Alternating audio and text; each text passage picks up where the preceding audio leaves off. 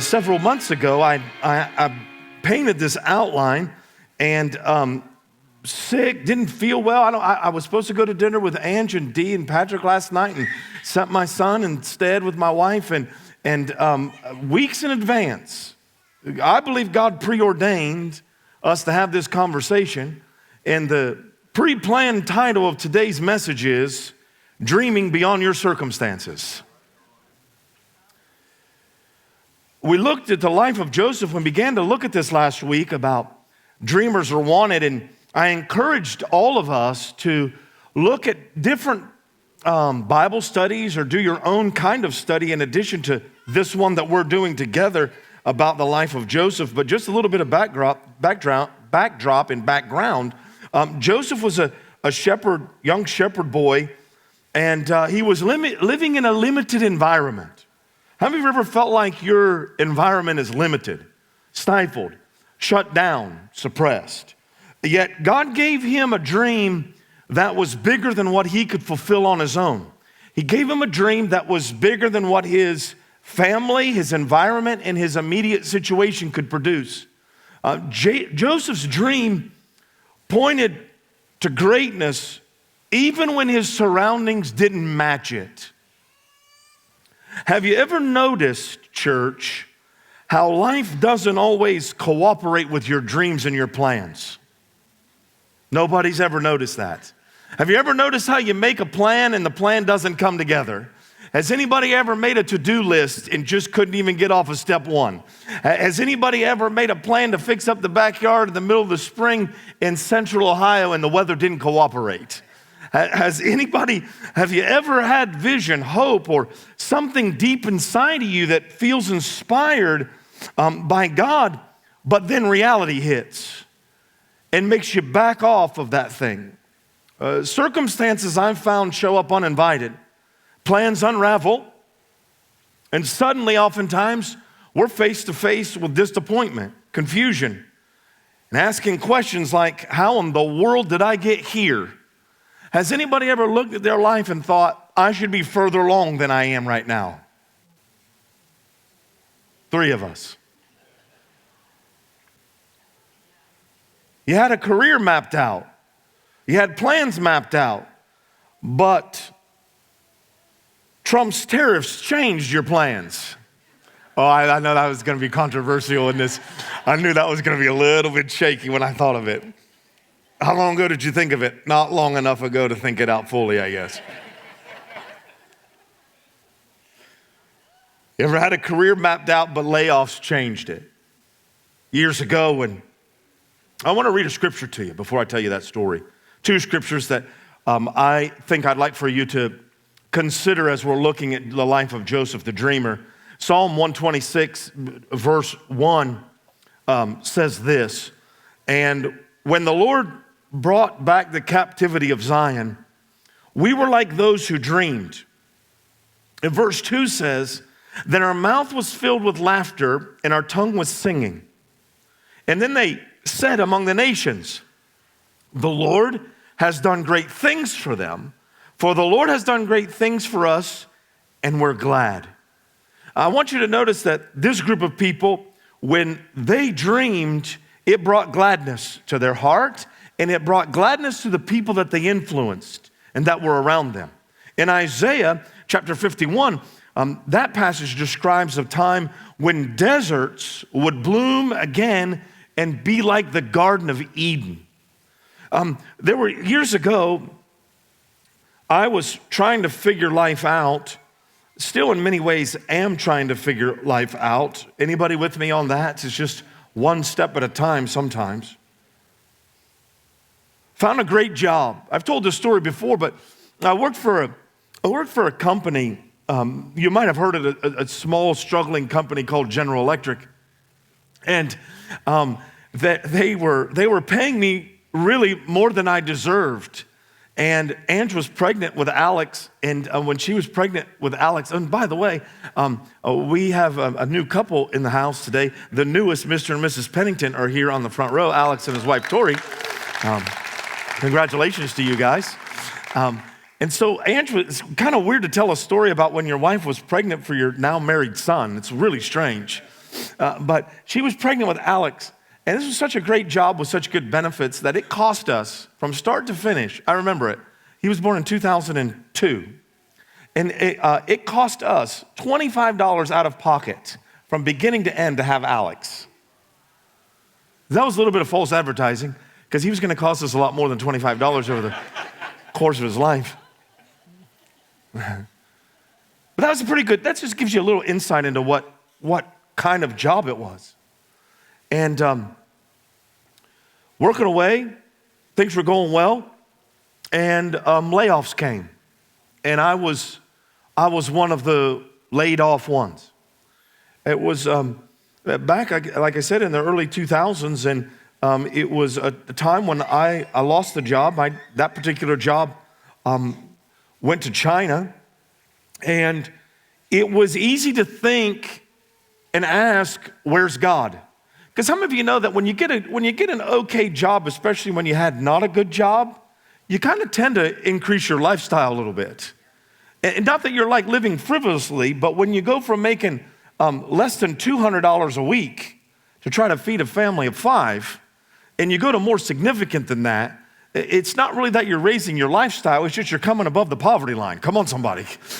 You know, and so when you come above the poverty line and you start, having cars that run and having money to put gas in them, and then the thing gets its legs knocked out from under you, it's easy to say, God, where were you in all of this? Like, I thought you were setting me up for something good, and now I'm having to take a step backward. I wanted to just come and say, if you've had those kinds of experiences, I want to talk to you today that if circumstances haven't played along, that God has never left you.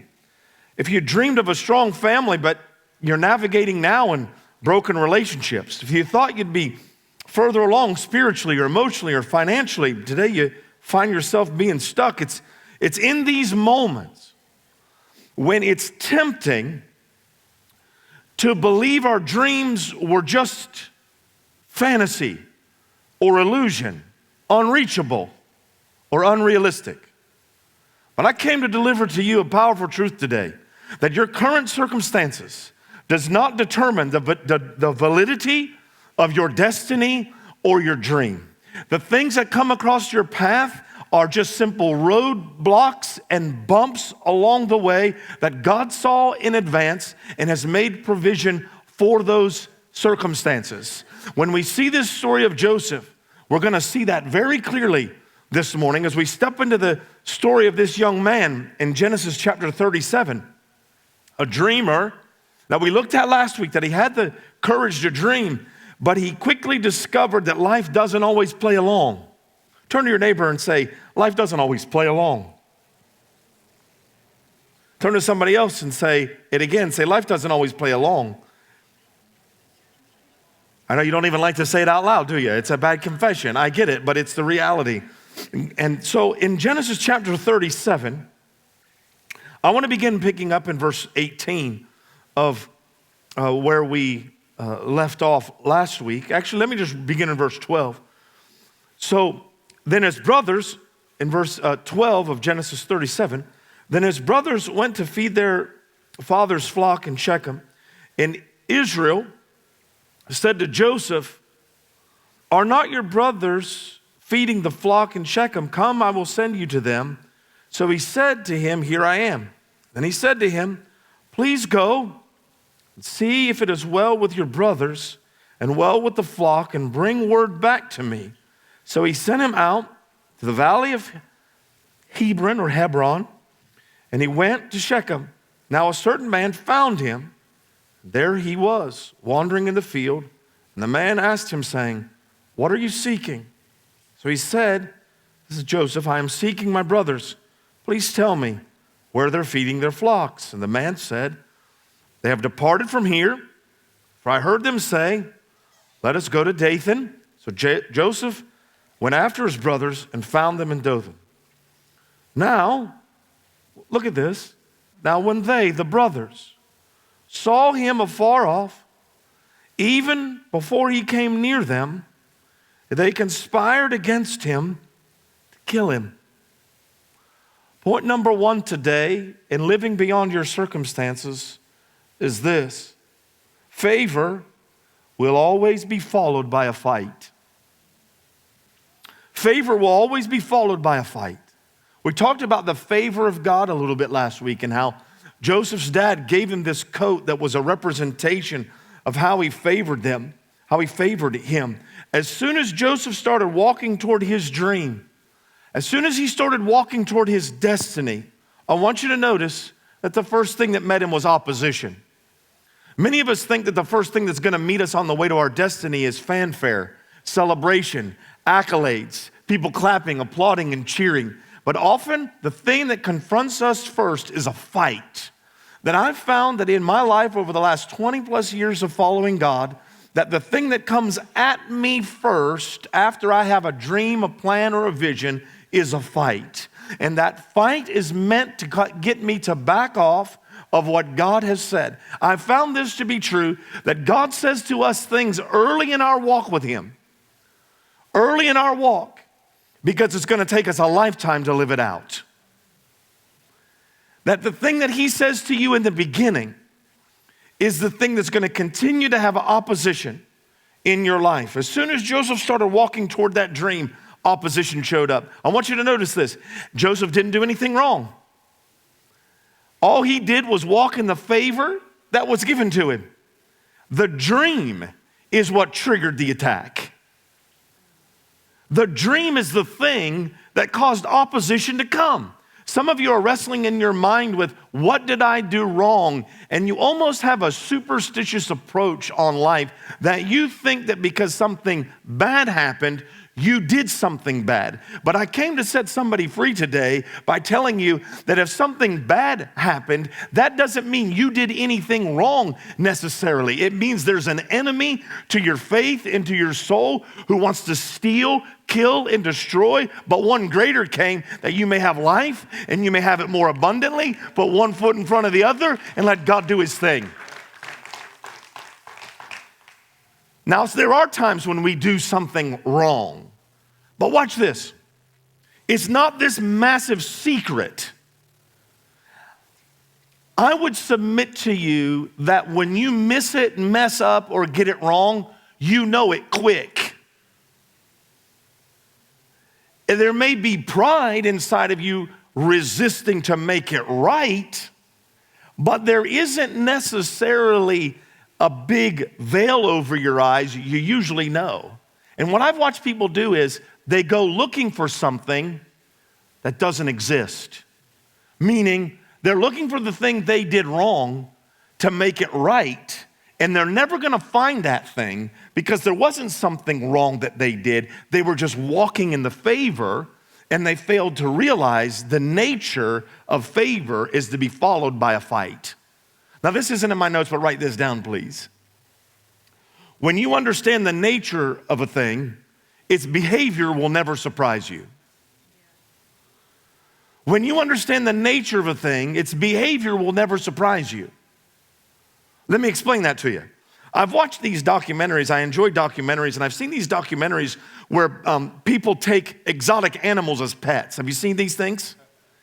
I saw one where this individual took a boa constrictor as a pet and would sleep with it. Spoiler alert, they got strangled. It's not funny that they're dead, but when you understand the nature of a thing, its behavior will never surprise you. If you sleep with a constrictor, don't be surprised if you're constricted. How many of you are with me? Say, I'm with you. When you understand the nature of a thing, its behavior will never surprise you. And that's why what I need you to understand is the nature of favor is not always applause. The nature of favor is a fight. Because all of hell is going to resist that favor that is on your life. The dream is what triggered the attack. It's the dream that did it. When the enemy can't kill the dream, here's what he tries to do. He tries to kill the dreamer's confidence.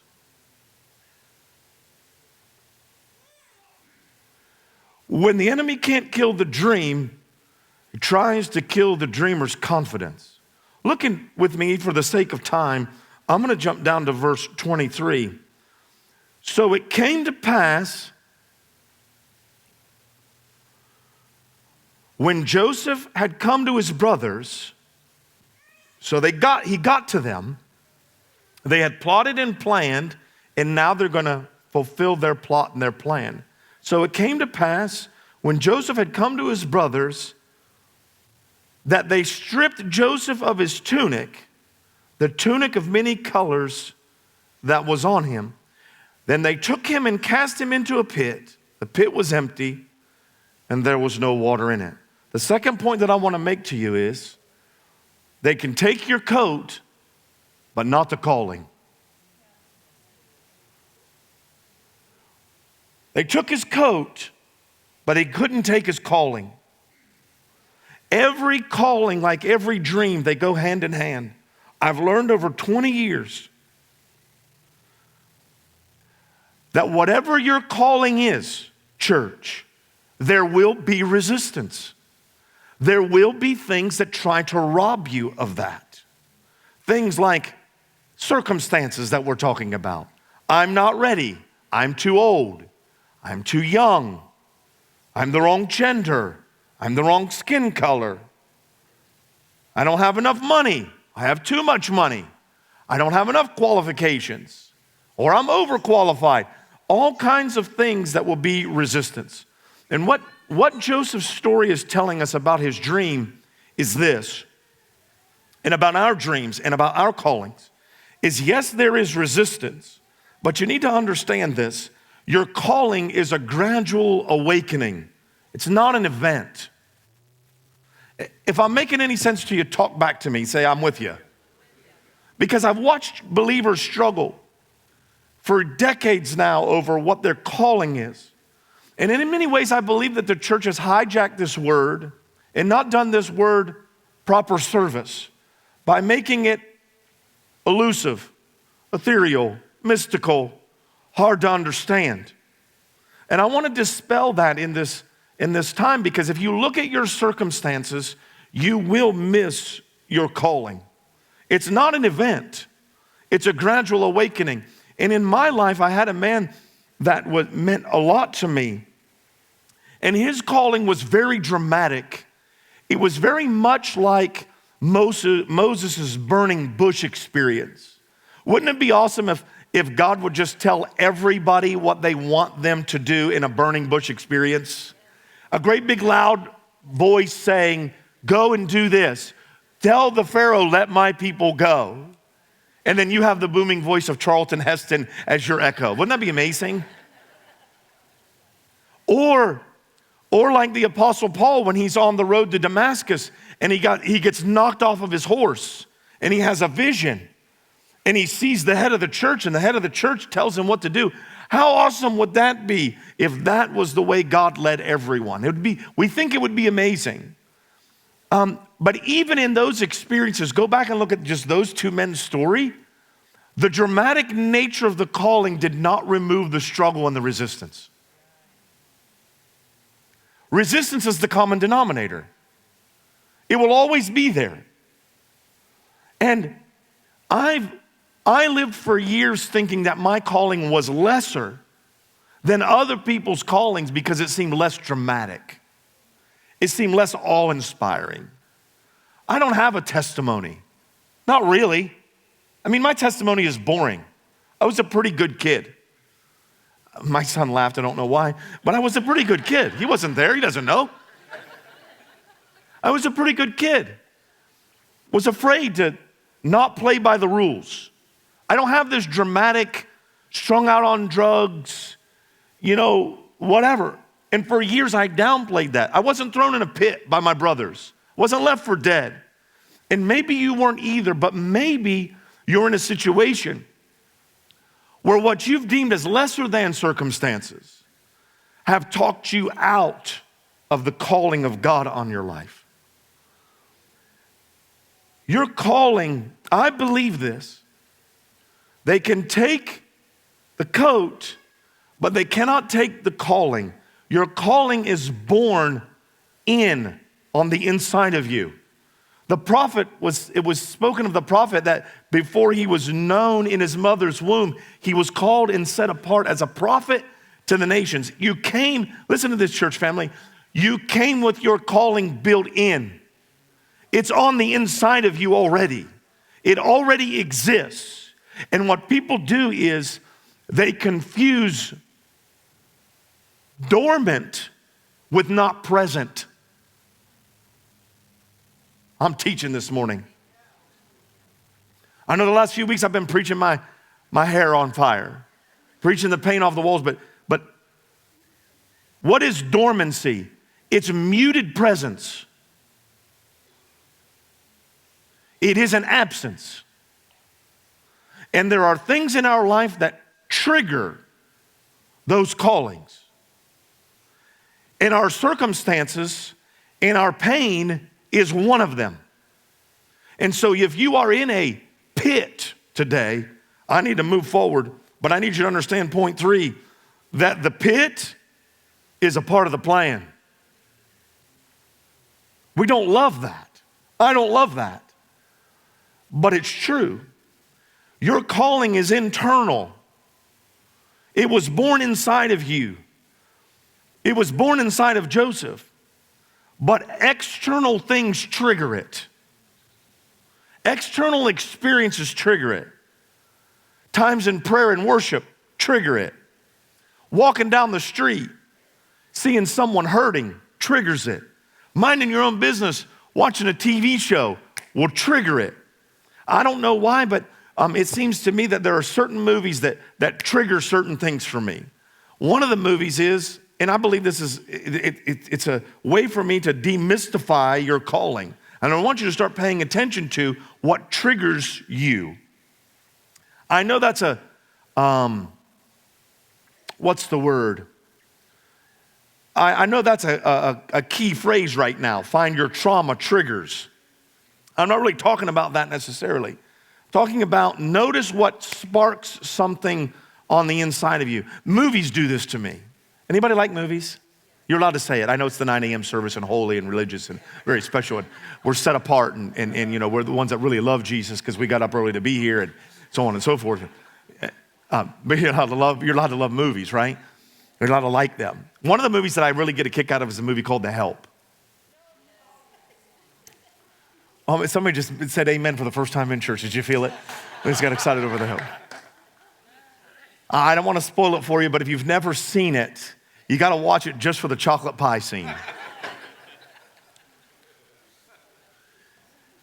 At the end of that movie, when Minnie walks away, the main character's Minnie, right? When Minnie walks away, and it's just the camera and a drone pan shot zooming out in the neighborhood as she walks away from the house where she worked, I cry every time. And I got curious about that because I thought, you know, are my chemical levels off? Is there, you know, do I need medication? Like, why am I crying when Minnie walks? I mean, it's just a movie, you know what I'm saying? Like why am I doing it? I got forensic about it.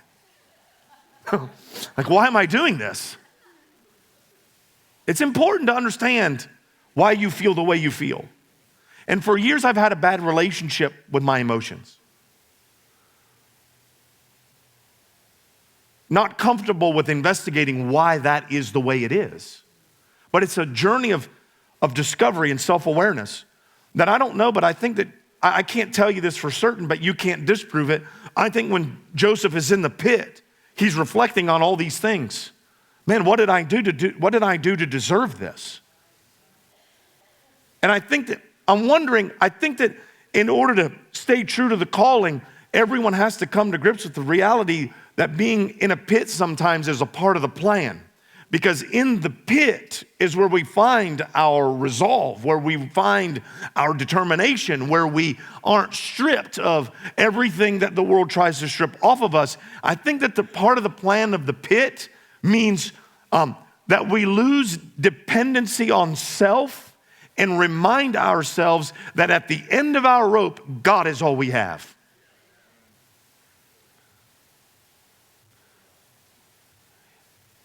Why do I feel that emotion when Minnie's walking away? I'm going to finish that story because our calling is born inside, but it's triggered by external things.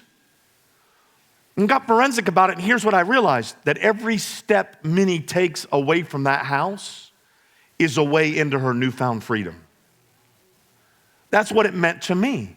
And I realized that there's something about helping people find freedom that's a part of my calling.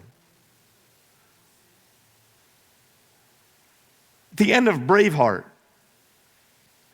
when Mel Gibson is laying on that torture cross, that torture device, and they're giving him the chance to cry for mercy, and he yells at the top of his lungs, freedom.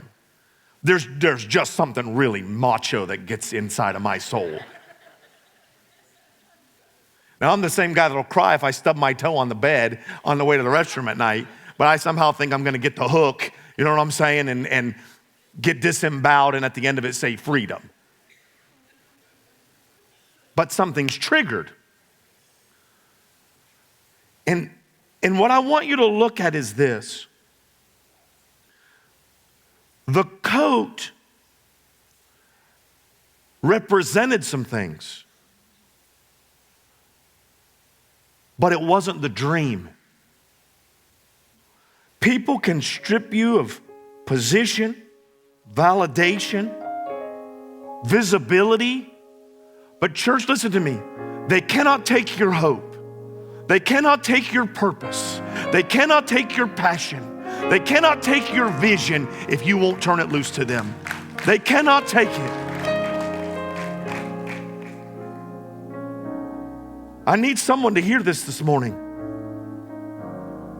You are not what they took from you.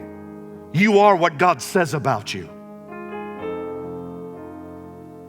You can lose all that stuff on the outside, but as long as you hold on to the dream on the inside, what they removed off of you, heaven has a solution for. Just keep on going. Don't quit. Don't stop. Don't give up on that God-sized dream. The pit is part of the plan. I got to move quick, but I don't have enough time to get it all.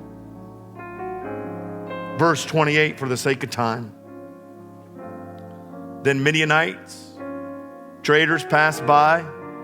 So the brothers pulled Joseph up and lifted him out of the pit. Thought he was saved, but they sold him to the Ishmaelites for 20 shekels of silver. And then they took Joseph to Egypt. He's sold again at the end of verse 37.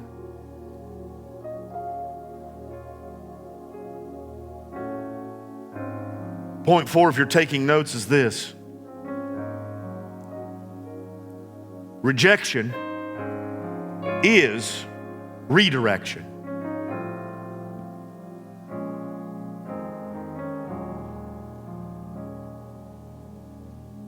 Rejected by his family, but still on course with his destiny.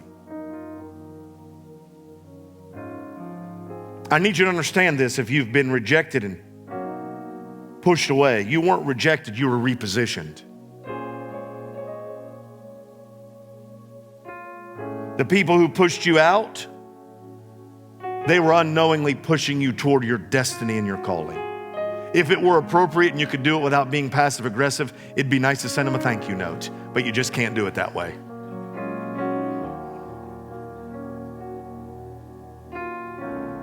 They didn't mean to. They didn't know what they were doing, but God was working all things together for your good. And that thing that felt like rejection was just repositioning you. Years and years ago, I applied for a ministry job. Thought it was God's will for my life. Spoiler alert, I didn't get that job. And I was angry and hurt about it. And a little frustrated. But made a determination, this is important, made a determination I wasn't going to make a decision out of spite and anger. I don't know who said it, I've stolen it. But if you don't heal from what cut you, if you don't heal from what hurt you, you'll bleed all over people that didn't do it to you. You got to learn to speak from your scars, not your open wounds. Never make decisions out of hurt. Yeah, getting thrown in the pit hurts, but don't react out of that. Don't give in to the circumstances. Get healed up and then speak from the scars, because pain comes from the wounds. Wisdom comes from the scars. Look, I'm all healed up. I'm not bleeding over you. I'm not bleeding on you. That's the difference between when people can take their circumstance and turn it around and help you versus when they're just toxic. The people that we can label as toxic, they haven't healed up. And they're just spewing that all over the place. No. Take a break. Get healed up from that rejection and let it reposition you. I took time to get healed up from that and realize that those individuals did me a favor that would not have been the best fit for me. Wasn't the right place for me. God had built something inside of me and born something out of me and given me a dream that I never saw in reality. And the directive was, go make happen what you see inside of you. And so that's what we did. Chose that rejection as redirection. Lastly, need you to know this: when you're fighting in circumstances, that God writes the story in the silence. Joseph said nothing. God said nothing, but destiny was unfolding. Listen to me very carefully. Just because you don't hear God doesn't mean He's not writing your story.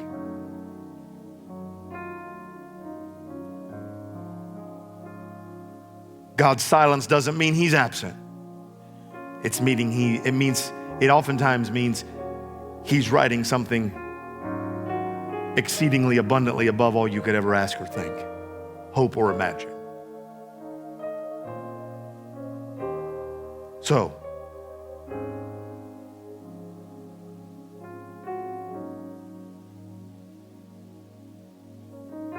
ask yourself a couple questions, church. Have I mistaken the pit for a curse? Have I mistaken the circumstances when really it's preparation? Let me ask you this. What if your worst day was God's best setup for what's next? I believe in this environment, people can make the decision that the pit won't be the prison. It can be preparation. I'm not going to shrink back. Notice that Joseph got sold again. Double human trafficked. Never gave up. Made the decision, I'm not going to die here. I'm not going to be defined by this. I'm still called. I'm still chosen. I'm going to still dream with a bold, daring faith and not let anything that has happened to me stop me from what God said is mine in Jesus' name.